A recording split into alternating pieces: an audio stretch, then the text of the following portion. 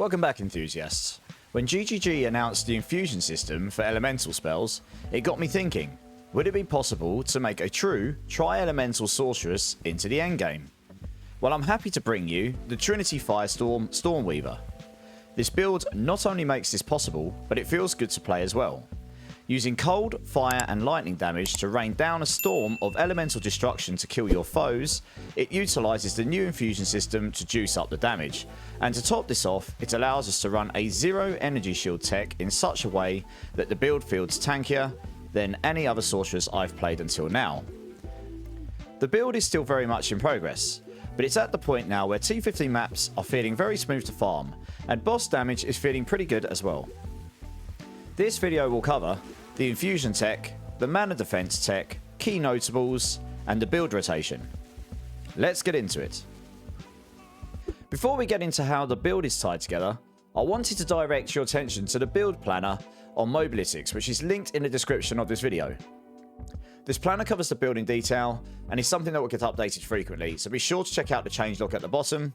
It covers all of the key elements of the build, as well as detailed explanations on how the build functions, so for those of you that are interested in that, also be sure to check that out. And if you're interested in the build's journey, be sure to hit the favourite button at the top of the build so you can follow its progress. With patch 0.3, GGG introduced the infusion system to PoE2, which allows elemental caster builds to juice up certain spells with additional effects and powers. Some spells, such as Frostbomb and Orb of Storms, generate infusions, whilst other spells consume them, such as Fireball and Firestorm.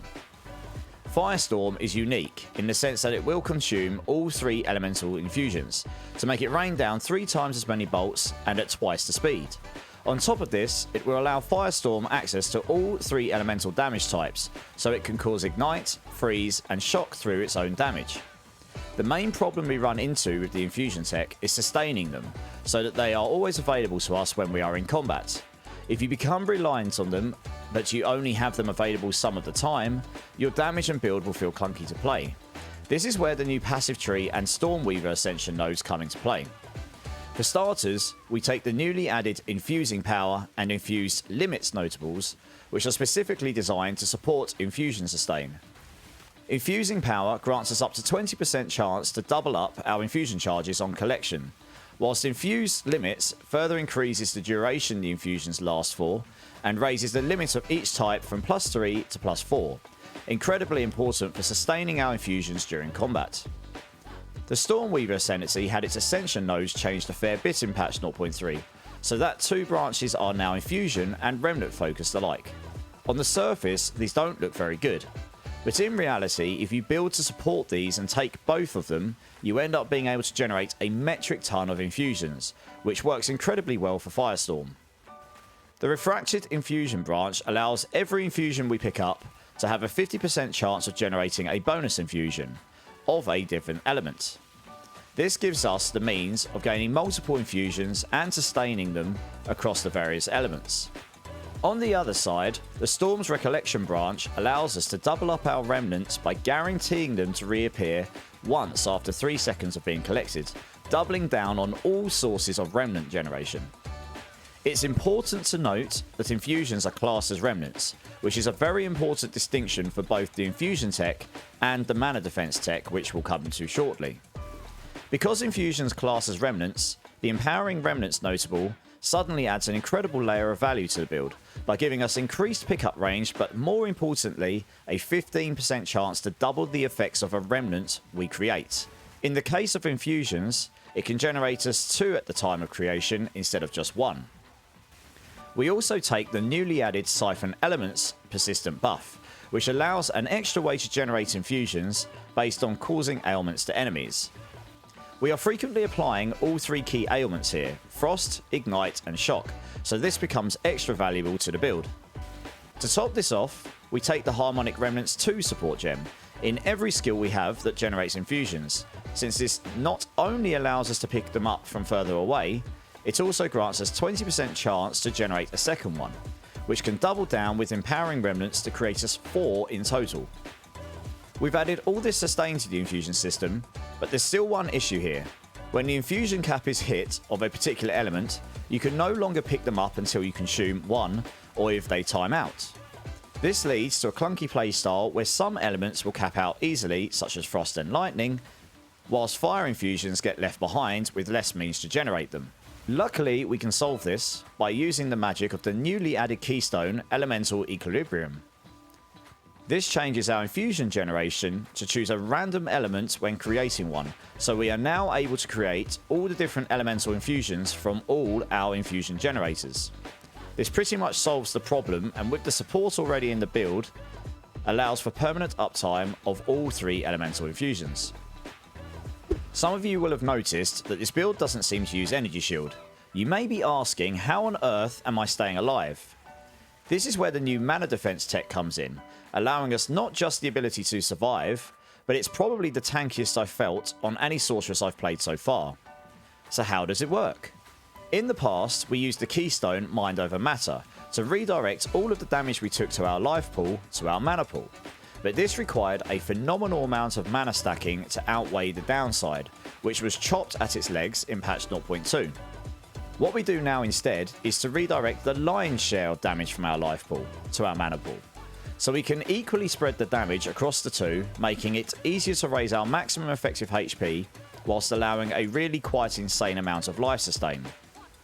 There are now multiple ways to gain access to this affix in patch 0.3, including but not limited to the Ascension node Force of the Will, various passive nodes, abyssal suffix modifiers, socketables, and jewels. We aim for about 70% damage redirection to start with, whilst aiming for a life pool of around 1000 and a mana pool of around 1500. This should give a good enough spread of damage to your mana pool whilst leaving some going to your life pool. You may be asking, why would we want some to go to our life pool? There is a new cluster added in patch 0.3 containing 2 notables called Arcane Remnants and Vigorous Remnants. These allow us to generate 3% maximum life and 3% maximum mana every time we collect a remnant.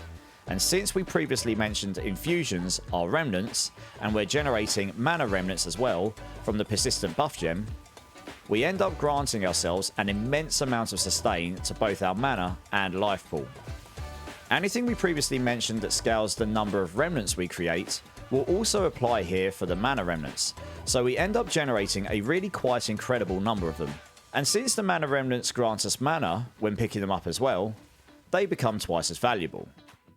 The reason we don't split the damage 50-50 is because we also have other ways to sustain our mana pool, and we can scale it much higher than our life pool. We take the Eldritch Battery Keystone to convert all of our items' energy shield into mana, scaling our maximum effective HP, as well as our base mana regeneration, which is based upon how high this is to begin with. This doubles the cost of our spells, but with plenty of access to mana efficiency and mana regeneration, we can easily outsustain this downside. Our mana pool has a constant regeneration, so this implicitly outsustains some of the damage we take, and on top of that we can take the efficient killing notable to gain 4% mana on kill. We also stack extra mana on kill and life on kill through jewels and support gems such as cannibalism to further boost our effective HP. The last thing to know is that mana remnants also allows us to overflow our mana by up to 50%. So the higher your mana pool is to start with, the more benefit that overflow provides. It's a bit like the old Grim Feast used to be, except on our mana pool instead of our energy shield. One of the biggest weaknesses of any sorceress is being overrun by mobs that move so fast you can't react before they constantly interrupt you.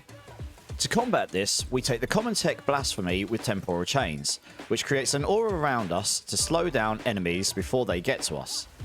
Since we scale area of effect in a big way on this build, this becomes extra valuable and really makes a big difference when into the endgame.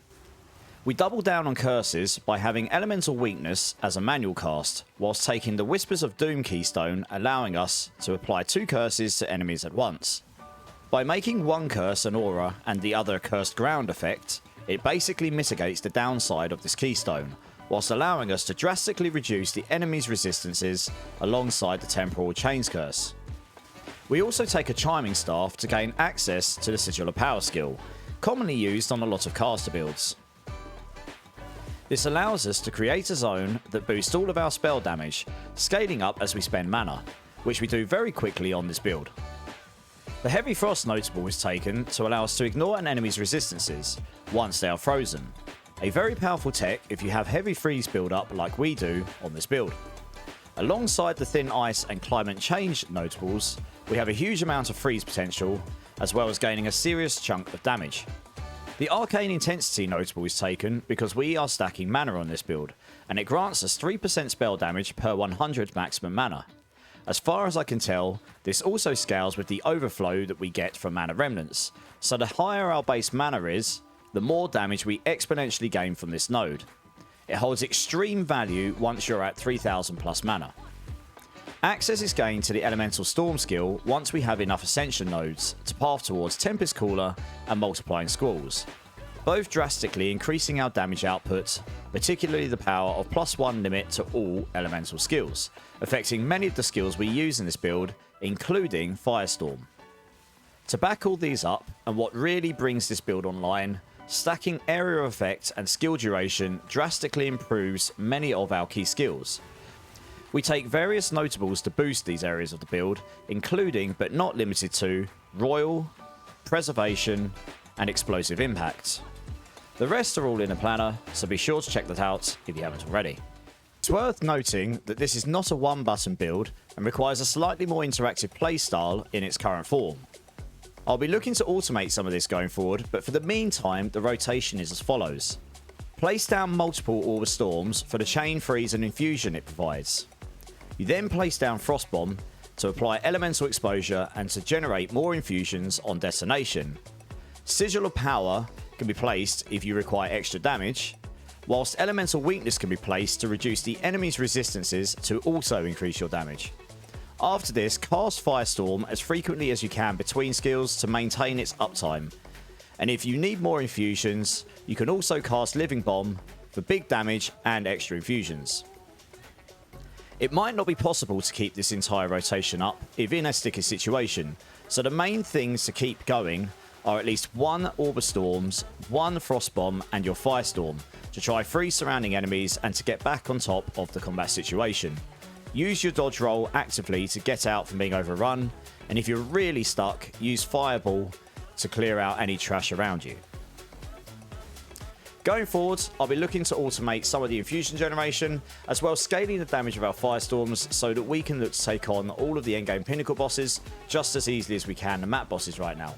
I've got a few ideas on how I might go about this, so keep your eye out on any of the changes to the planner. Or if you would like to discuss directly before this, you can join the Discord, where I'm more than happy to discuss all things build related. Thanks for checking out the video, guys. As always, let me know what you think by leaving a comment down below. Stay safe, much love, and see you in the next video.